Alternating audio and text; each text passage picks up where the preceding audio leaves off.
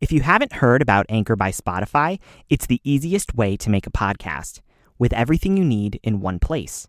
In fact, this season of Millennial and Pregnant was produced and hosted on Anchor. Here's what I love about it. Anchor has tools that allow you to record and edit your podcast right from your phone or computer. This made it easier for me to edit my episodes on the go. When hosting on Anchor, you can distribute your podcast on listening platforms like Spotify, Apple Podcasts, and more. It's everything you need to make a podcast in one place. And best of all, Anchor is totally free. Download the Anchor app or go to anchor.fm to get started.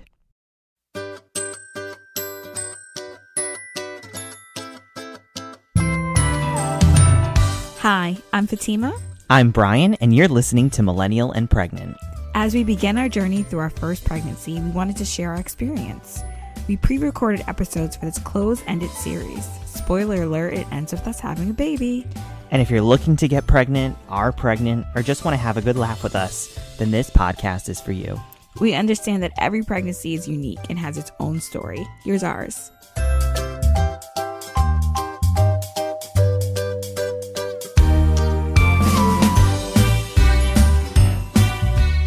Okay, now we're like a month out. Which is crazy to believe. And how are you, with these last few weeks left, what are you feeling? How are you feeling? Well, the back aches are very much real and present. And these are all over back aches. It's just like all over, yeah. So that's been, and I just think as my belly gets heavier, my back just can't, it will not help to support it as much as I want it to. So, it's just more, just making sure I get up. Brian constantly sends me text message being like, have you walked around? Making sure I move around and stuff like that has helped. But, when it's time for bed and laying down, I'm like, oh my God, this is just so painful. So, I've hired Brian to give me some nightly back massages, which he's, sets the mood with the spa music on Pandora, shout out, and then takes, the lotion and rubs it, so that helps. All over. Yes, all over, all over my back. So that's helped a little bit, but, it's just one of the many joys of being pregnant is, that back pain. I'm sure it could be a lot worse. Right. And so, today we're going to talk about some of these things that we're gearing up for in the third trimester and kind of like, not really our to-do list, but basically our to-do list that we've been trying to get done in the third trimester. But one of the things that I keep reading about is this whole thing about nesting. And it wasn't until like this week where I saw you get this weird burst of energy and you just started cleaning things. Which you get that energy normally. I do. But lately, because you've had these back aches and you've been a little more tired, to see you like get this burst of energy and cleaning, I'm like, oh, there it is. There's the nesting.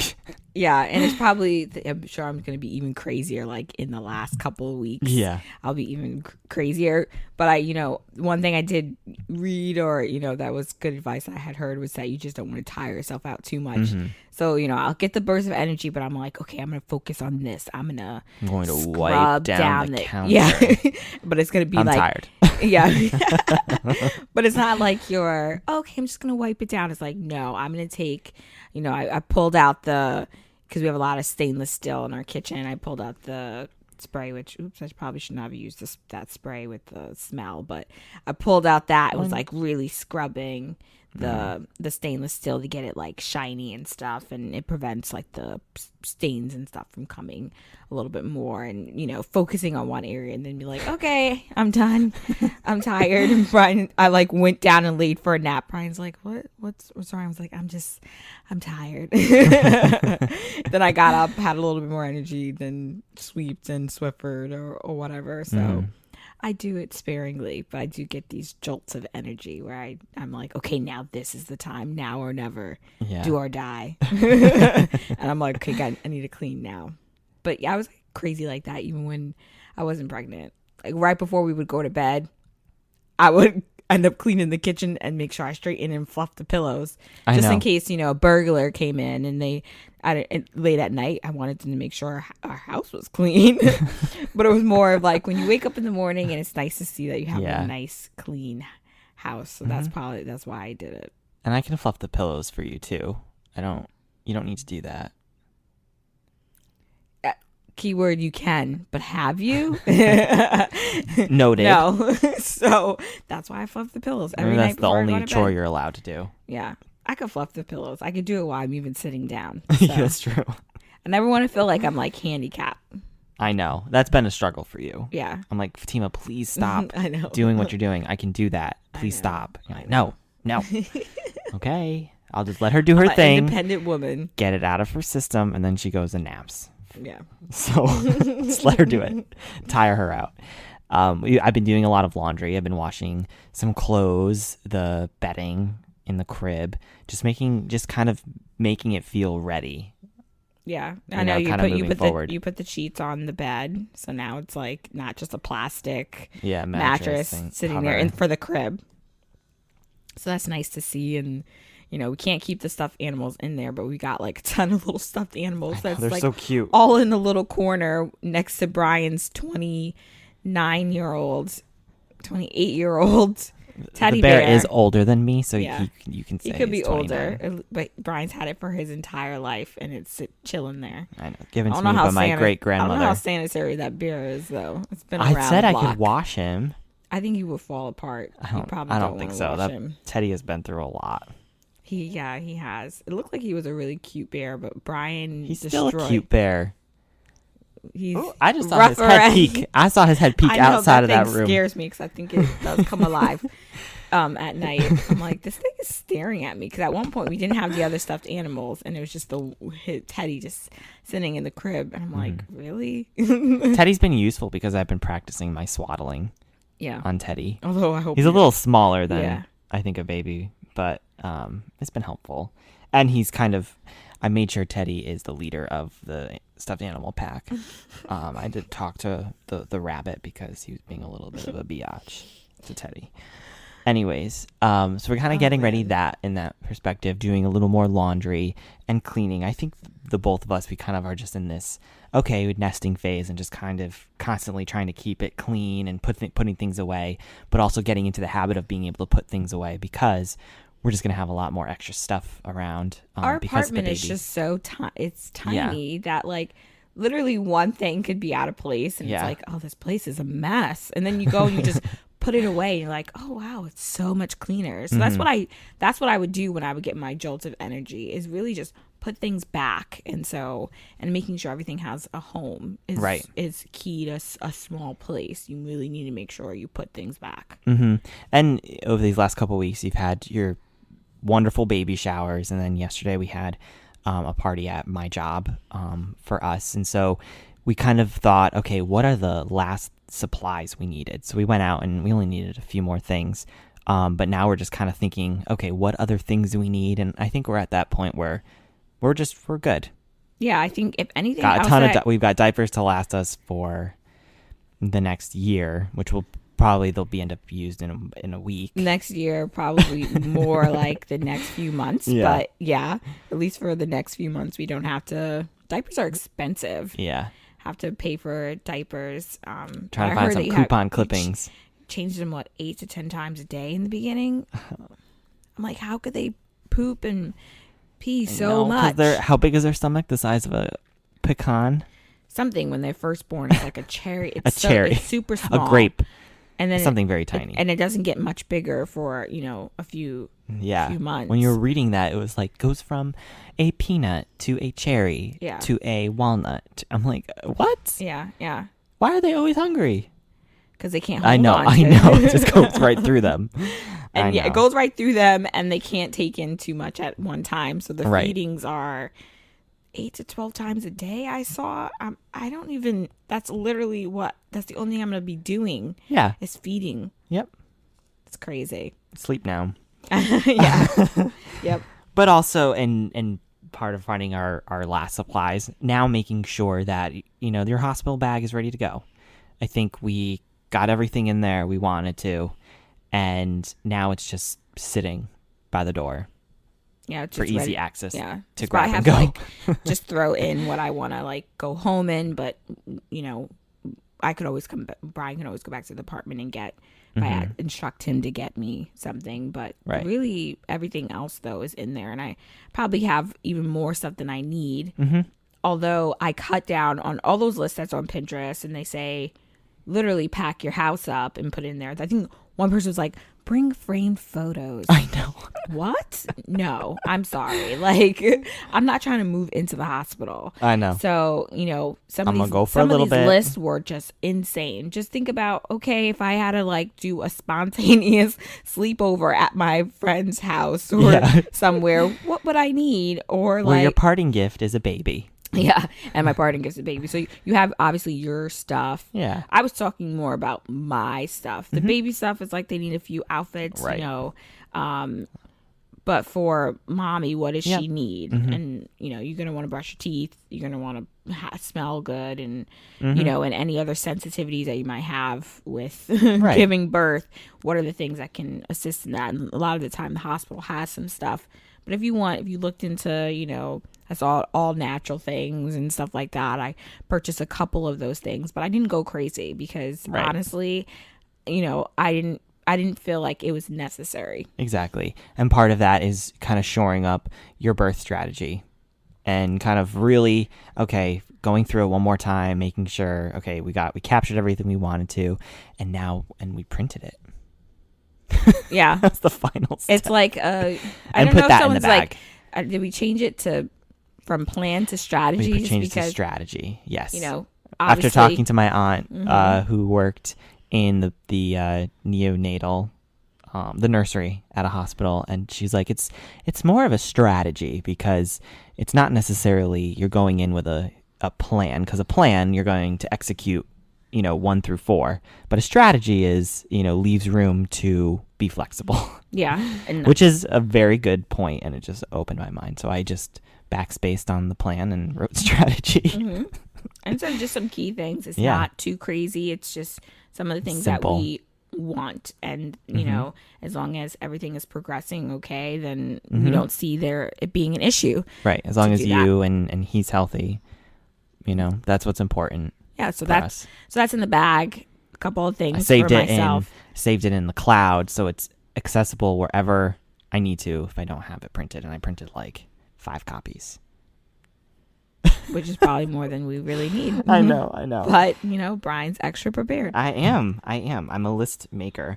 And then part of this also, you know, we were asking your doctor last week about pediatricians. So I went out, we found a pediatrician. And when we spoke to them, they're like, yeah, you just, you know, once the baby's here, call us up. I'm like, oh, that's so weird.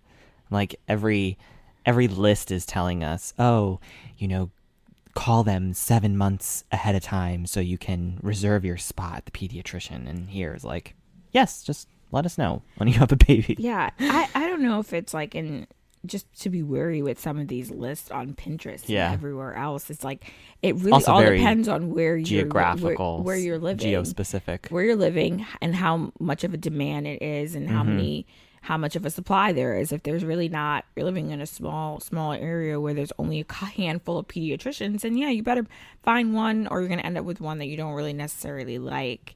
Whereas I think maybe in the city-ish areas, you have more of an option. So right. So they're gonna, you know, we'll meet them at the. They'll be there for the baby arrival at the hospital, and then, you know, we'll make our appointments from there. So we have that kind of checked off on our list. Yeah. So take every single list that Pinterest puts up with a grain of salt, and make sure you understand why it wouldn't apply to you, right, or why it would apply to you. And then as we, you know, kind of thinking now, we started to think more about, you know, once the baby is here, what's kind of our game plan? You know, we're going to be here. And so I think we said for the first week or 2, we're like, no visitors. If you're in the area and you want to come visit at the hospital, you know, let us know and we might approve you. And even then, no.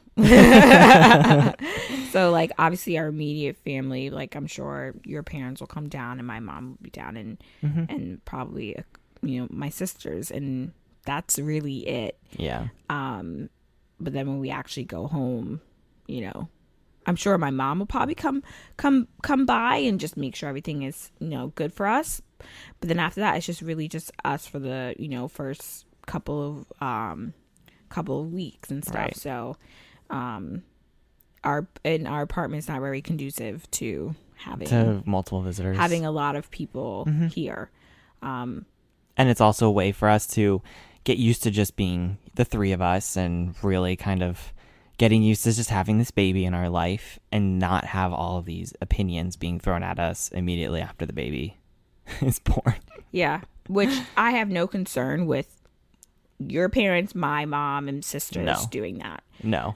So it's, you know, more of everyone else. Yeah. But even that, yeah, I mean, pretty much I'm going to be it's really also to save you, because I'll be in a very sensitive state. I'm not sure what's going to come out of your mouth during that time. Anyways, where my hormones will be, you know, crazy. I don't know what's going to come out of my mouth. So you just want to, you know, you'll be extra sensitive. You won't react to things the way you would normally do. So you just, you want to have that space. And I think everyone that we would know and that would want to come visit us understands that. Exactly.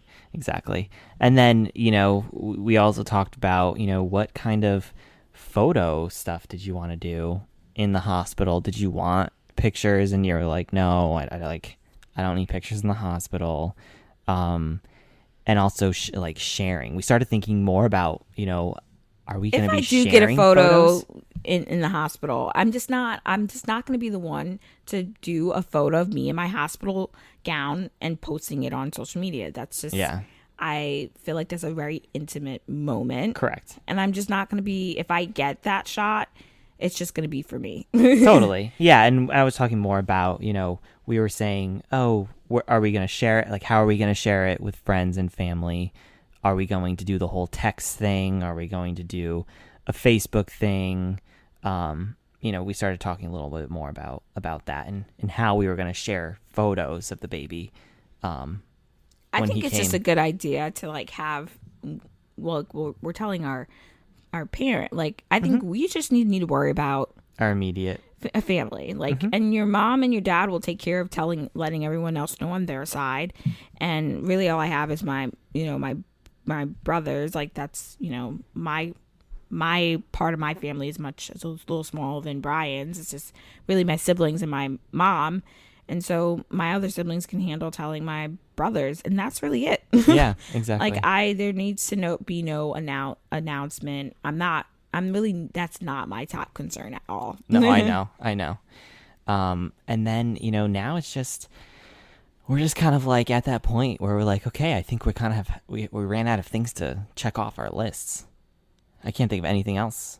I think just a few things now here and there, just putting things downstairs in the basement. But I think we're kind of done checking things off the list. Yeah, I think we're at a really good spot now. So it's just a waiting game at this point. Yeah. We're just trying to relax and and at first it seemed very overwhelming to be like, okay, I have to accomplish all of these things. But it's really not that overwhelming. It's like it really didn't take us that much time. No. Had I not been so busy in my second trimester, I probably would have gotten all of that stuff done then. Right. So if you are feeling overwhelmed, if you're going through the same thing, don't be overwhelmed. Really, it honestly shouldn't be a third trimester.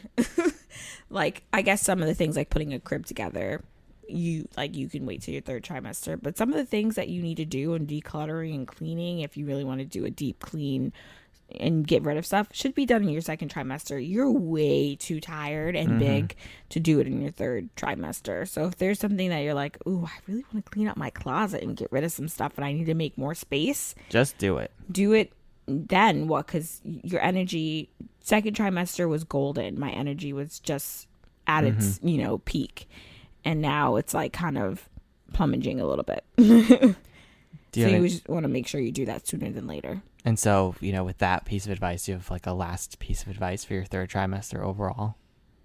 It's try to relax.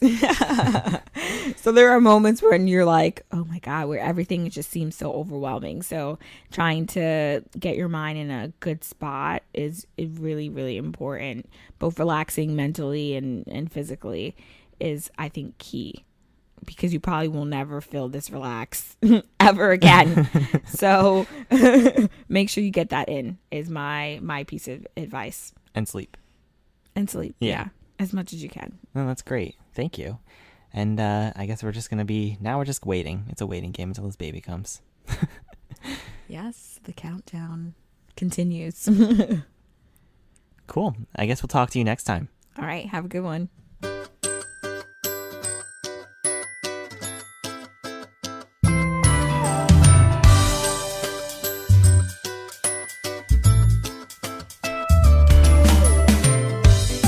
Thanks for listening to another episode of Millennial and Pregnant. Since you made it this far, share our series with a friend. To follow our journey in real time, head over to liliesandloafers.com.